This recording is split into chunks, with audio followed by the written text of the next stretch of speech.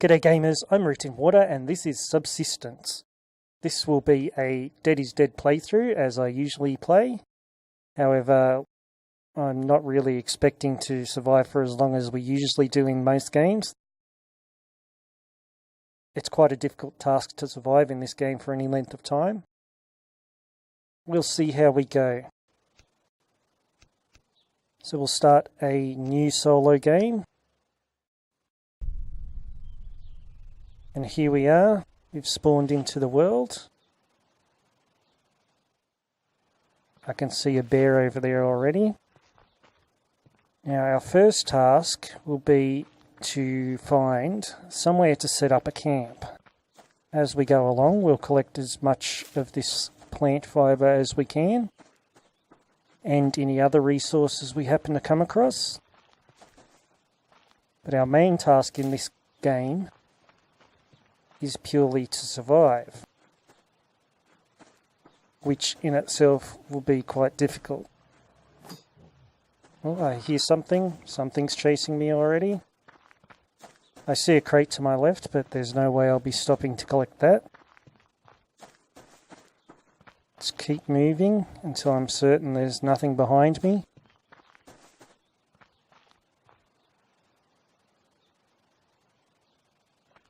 Okay, it seems clear. There's a bear in the distance there. I'm not sure if that's the same one that was chasing me a moment ago. So initially what we want to do is collect as much as we can without putting ourselves in unnecessary danger. Oh, what's that? Oh, as you can see, often there are animals at every turn.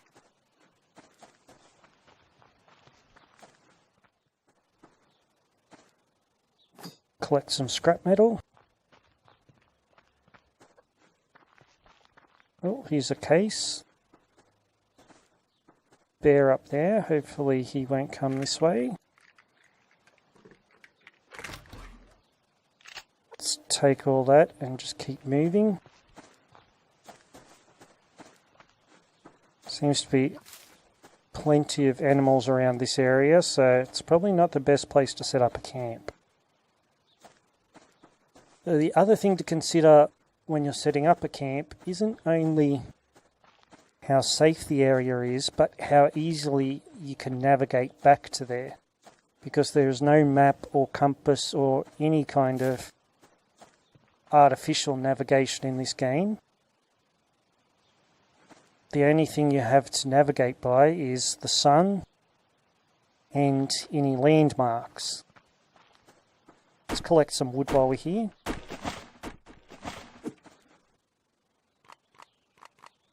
You can see that you just keep hitting the trees to collect more wood, and once the cursor has the red X there, it means there's no more wood to collect at the moment from that tree. I see a plant over here to collect as well. That's some berries, so that'll give us a little bit of food. Any kind of food is a bonus at this stage. I see another bag down there. Doesn't look like there's any animals around the area, so we'll head down and grab this.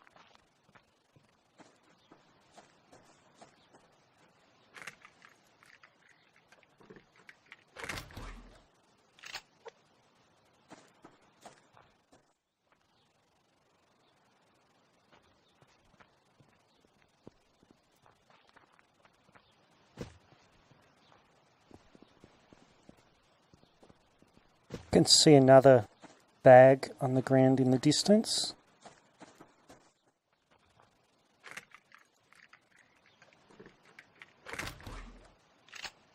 It's a bit more ammunition, so we'll reload our pistol.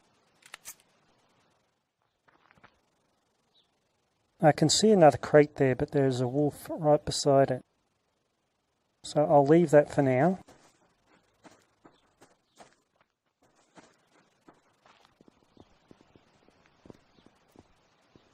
And there's a couple of animals over that way. We don't want to mess with those. Can see a bag down there. Doesn't look to be any animals in the area. So let's see if we can make our way down there and check that out.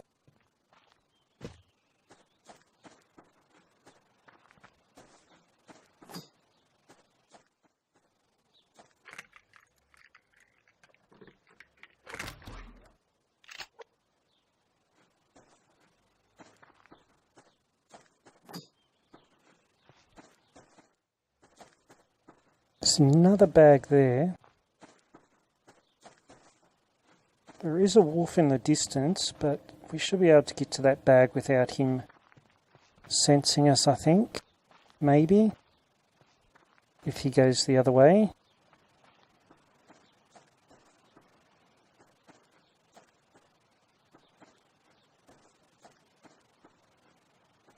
I just want to watch that nothing comes up from another direction.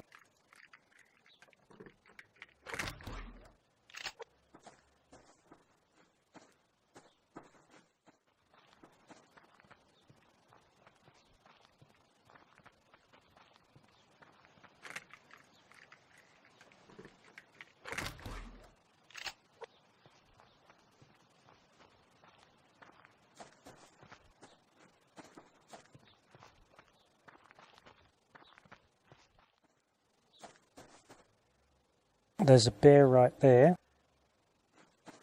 so I don't want to head in that direction. Now I'm pretty sure the sun rose from that way, so I'm guessing north is in this direction somewhere. Maybe we can catch a chicken. Come on, chicken. Oh, I can hear an animal. I think it's chasing me.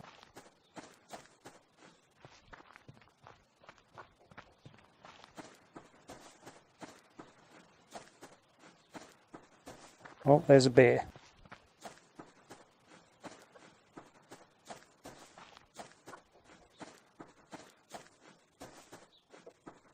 Oh, and there's a wolf.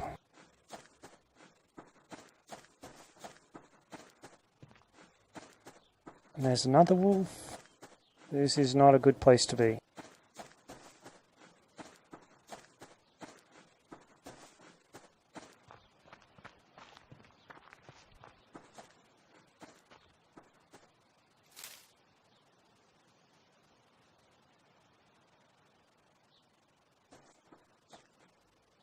Alright, I need to let my stamina regenerate a little bit. Just in case I have to run quickly. I'm surrounded by animals at the moment.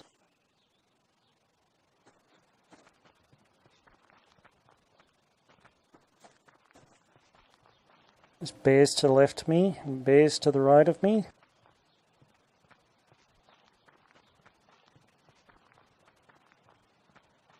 I do not want to mess with those guys.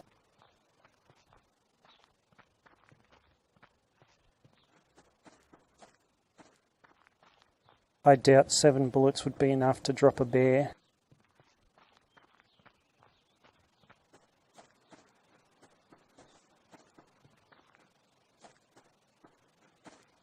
Let's keep heading this direction. I need to start getting a little more serious about finding a base. Now, in terms of locating a base, probably one of the better things you can do is head straight towards a fence. That way you don't need a exact... There's another bear. You don't need to have the exact location of your base. You can just head for the fence and then follow the fence along until you come across your base again, which makes locating it a little bit easier, in my opinion. So here's a fence.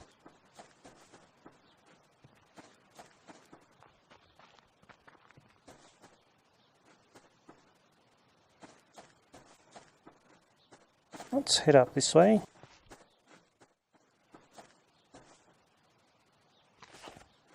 take a moment to collect a bit more wood.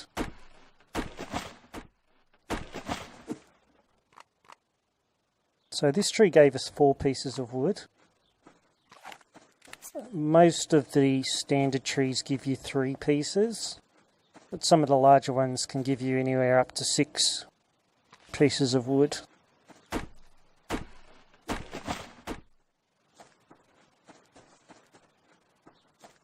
Got a bear over in the distance there.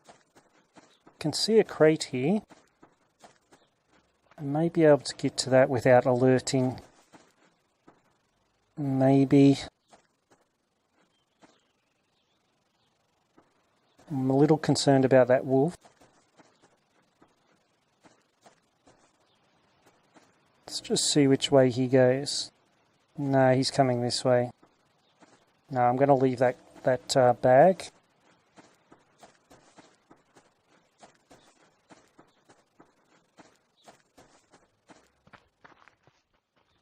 Now we're getting malnutritioned because we haven't eaten, which means that we won't be able to sprint for long. So let's look in our inventory. We've got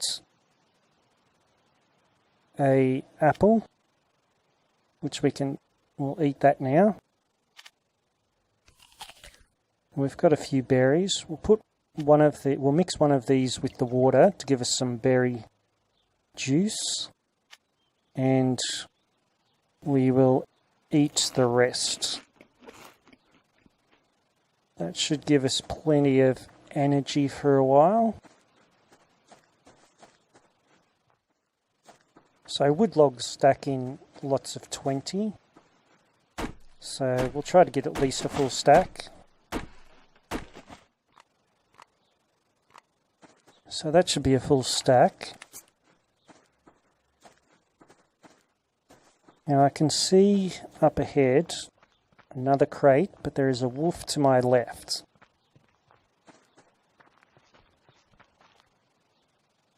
Now I'm just thinking this might be as good a time as any to collect some meat.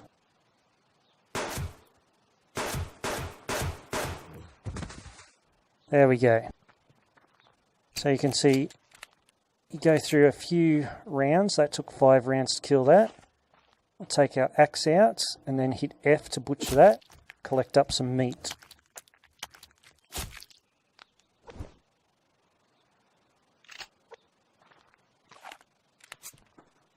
Okay, now we've cleared the area. Let's collect this this parcel.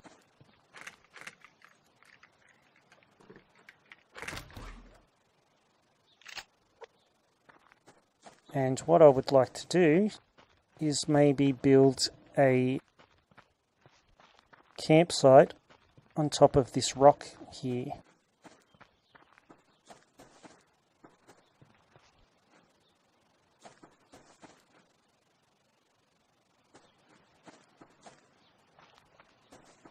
I'll just quickly collect this plant over here, just in case we need more fibre. And it's getting dark quickly. As soon as the sun gets low, it gets dark extremely quickly, so you really need to have at least a campfire set up.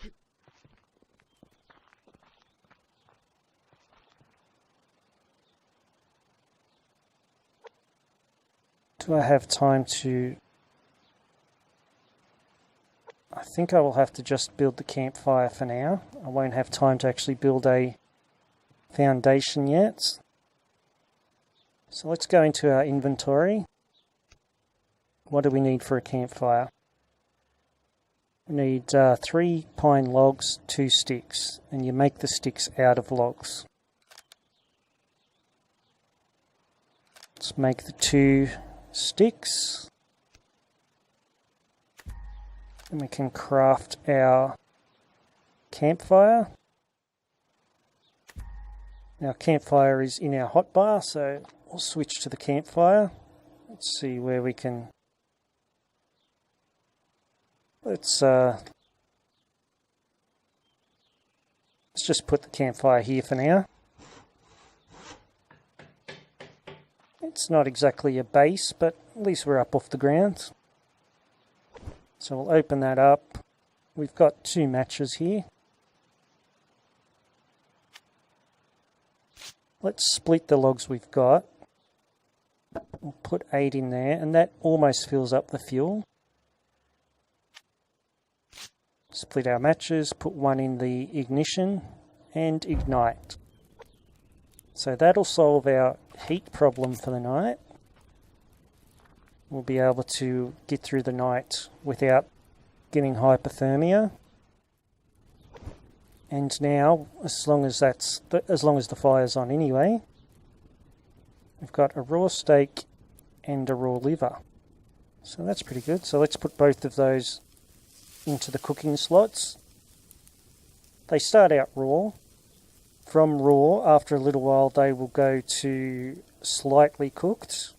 And then after that, the next stage is cooked. And that's the stage when they're at their optimum for protein and nourishment. So we'll try to keep an eye on that. They're still at raw.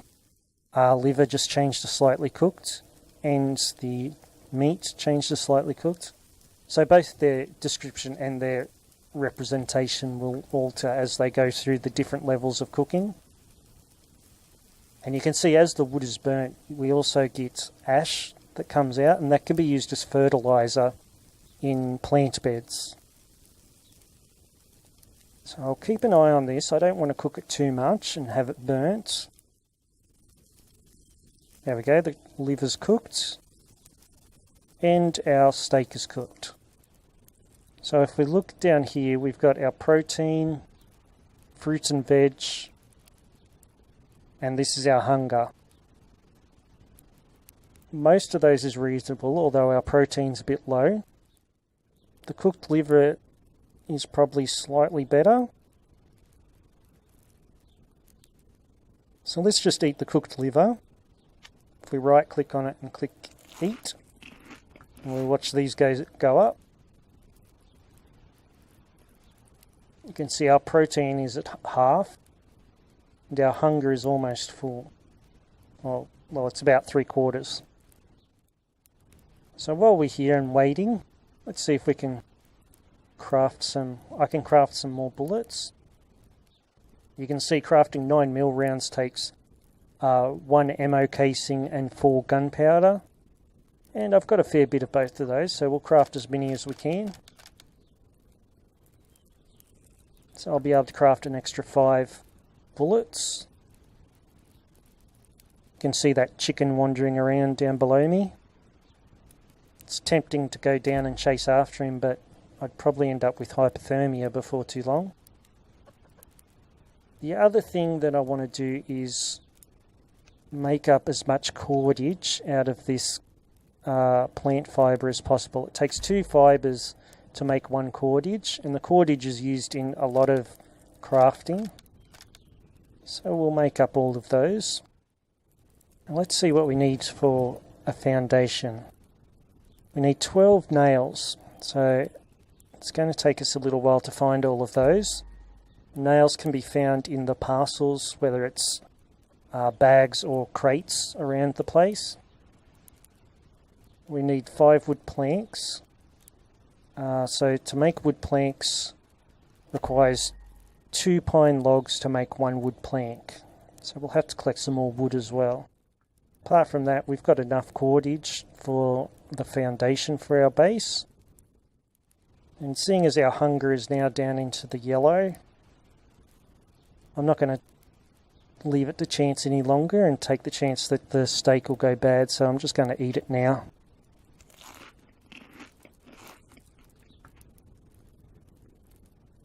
And you can see that none of that was wasted. It didn't actually exceed our full hunger bar anyway. But we're in a good position now with our protein, fruit and veg, and our food levels all in the green. You can see it's not long until the sun will be up. And you might think that it's safe to head away from the fire already, but if you look at our temperature up in the top left here, it's showing 13 degrees C now. but if you start to head away from the fire, it quickly drops down to 4 degrees, and at that temperature it won't be too long before you start to feel the effects. We've survived 1 day at least, which is better than I did on my first playthrough. Again, I'm really not sure how well this game is going to be suited in its present state to perma-death playthroughs. It's so easy to die in this game, whether it's from malnutrition or from the cold, or indeed from the animals, that I'm not sure how long these playthroughs will last, but we may as well give it a try and see how it goes.